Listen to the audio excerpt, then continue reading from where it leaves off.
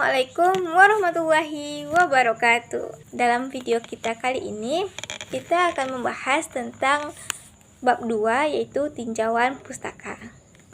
Nah, menurut teman-teman, tinjauan pustaka itu apa sih? Ada beberapa orang yang mengatakan bahwa tinjauan pustaka itu sumber bacaan atau sumber referensi untuk kita membuat proposal. Ada juga yang mengatakan bahwa tinjauan pustaka itu sumber pedoman. Nah, dua-duanya benar ya teman-teman. Jadi, tinjauan pustaka itu merupakan ringkasan tertulis mengenai artikel, baik itu dari jurnal, buku, dokumen lainnya yang berisikan teori, baik itu masa lalu maupun masa saat ini, yang mengorganisasikan pustaka ke dalam topik dan dokumen proposal penelitian. Fungsi dari kajian pustaka.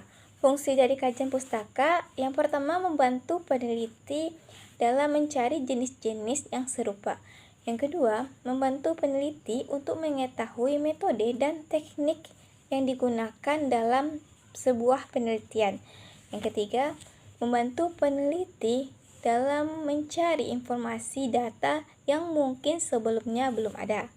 Nah, yang keempat, membantu peneliti menemukan penelitian dengan karya yang relevan dengan topik yang akan diangkat.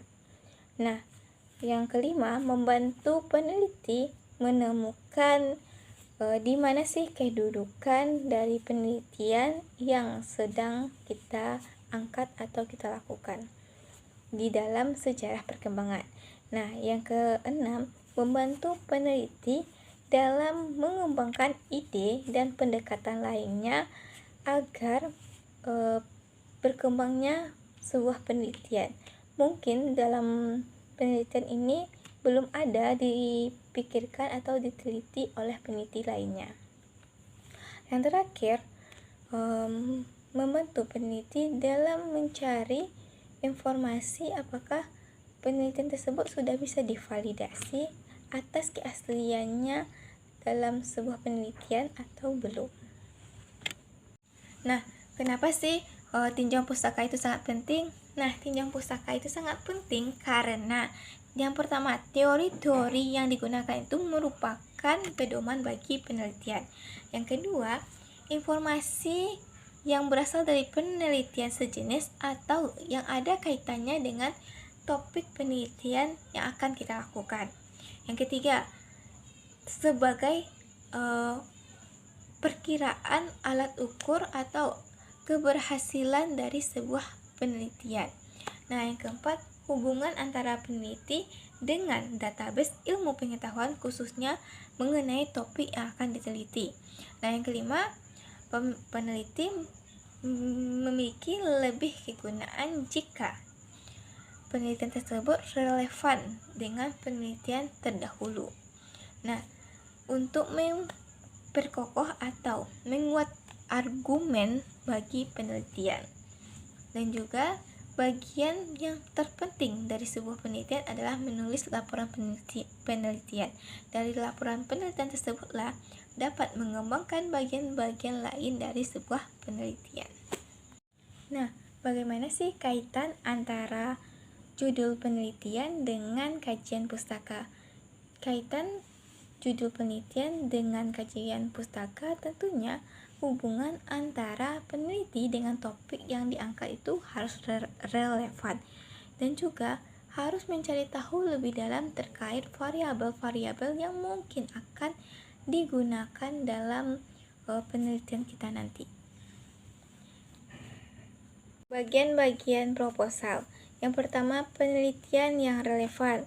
Yang kedua, kajian pustaka. Nah, di kajian pustaka ini kita bisa mencari sumber-sumber bacaan atau sumber pedomannya itu dari berbagai jurnal, buku, dan dokumen-dokumen lainnya untuk mendukung kita dalam memecahkan solusi dari masalah yang telah kita teliti atau yang sedang kita angkat. Nah, itulah gunanya kerangka berpikir. Nah, di kerangka berpikir inilah kita melakukan proses atau step by step atau langkah-langkah kita dalam melakukan sebuah penelitian. Nah, barulah kita bisa ujikan hipotesis. Hipotesis ini sering kita anggap sebagai dugaan sementara. Apakah hipotesis kita nanti diterima atau ditolak nantinya. Selanjutnya yaitu tentang cara penyusunan kajian pustaka. Menyusun kajian pustaka, kita harus memilih sumber-sumber yang dapat digunakan untuk penyusunan kajian pustaka. Nah, yang pertama itu ada sumber primer, yaitu sumber yang berisi hasil penelitian atau tulisan yang merupakan karya asli peneliti atau teoritis yang orisinal. Contoh sumber primer adalah hasil penelitian yang dipublikasikan dalam jurnal ilmiah profesional, laporan penelitian, tesis, dan disertasi. Yang kedua, sumber sekunder, yaitu sumber yang berisi hasil penelitian atau tulisan yang dipublikasikan oleh penulis yang tidak secara langsung melakukan penelitian atau bukan penemu teori. Contoh sumber sekunder seperti buku bacaan, buku teks, dan ensiklopedi. Nah, kemudian sumber yang ketiga itu sumber preliminar, yaitu berisi bahan-bahan rujukan yang dimaksudkan untuk membantu pembaca menemukan sumber primer dan sekunder. Contoh sumber preliminar adalah indeks dan abstrak. Menurut Ibnu Hajar, ada beberapa cara untuk menyusun kajian pustaka. Nah, yang pertama, analisis pernyataan masalah.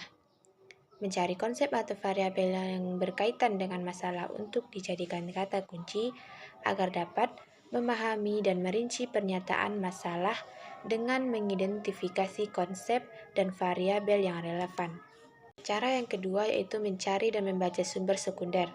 Gunakan sumber seperti perpustakaan, sumber online untuk menemukan buku, artikel, jurnal, dan lain-lain, supaya bisa mengumpulkan informasi dan literatur untuk memahami konteks dan latar belakang topik. Cara yang ketiga yaitu memilih sumber preliminar yang sesuai. Memilih sumber-sumber awal yang memberikan pandangan umum atau dasar tentang topik dengan mengidentifikasi buku teks, artikel, atau jurnal review, atau sumber lainnya yang memberikan gambaran umum tentang topik.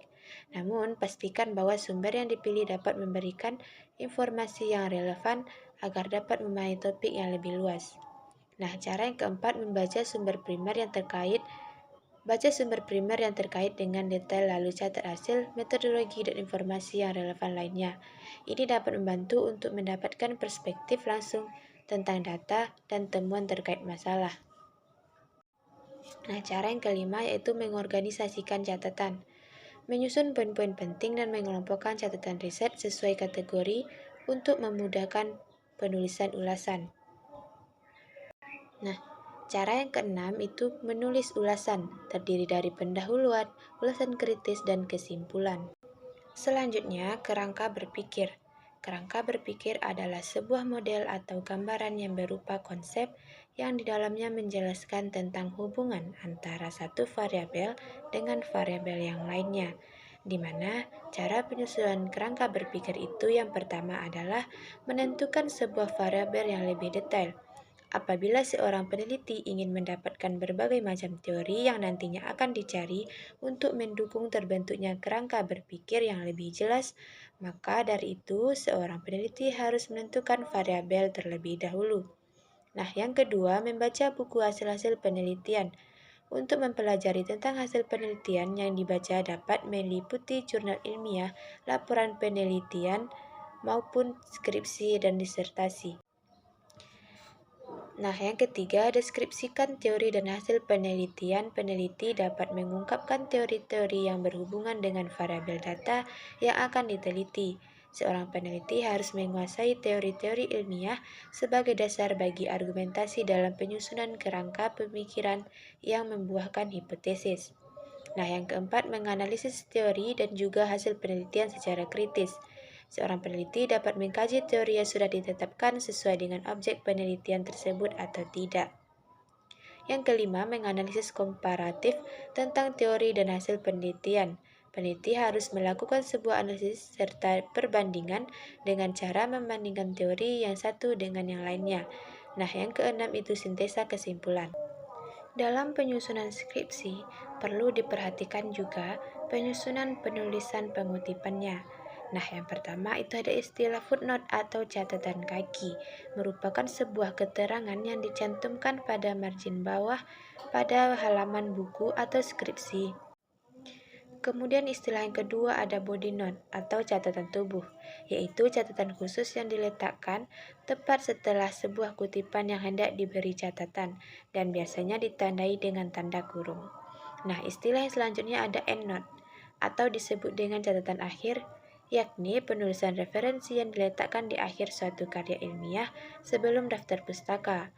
Endnote digunakan untuk memudahkan kita dalam pembuatan bibliografi ataupun daftar pustaka nantinya.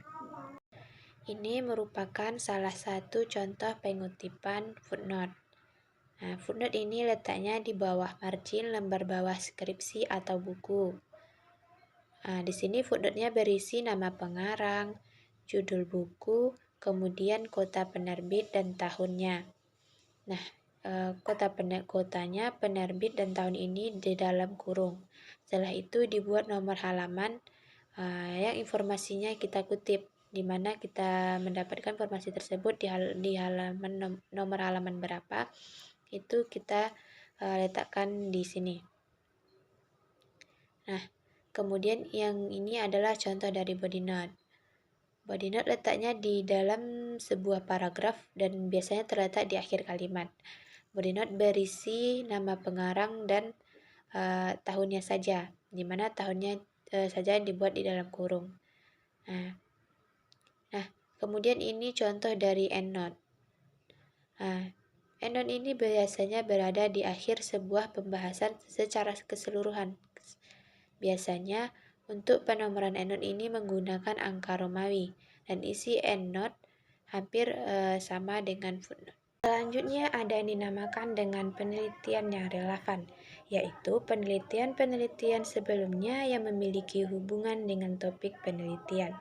Nah, di mana cara penyusunannya antara lain yang pertama, mencari penelitian relevan dengan cara mencari di pusat-pusat jurnal ilmiah atau perpustakaan, kemudian mencari judul yang relevan.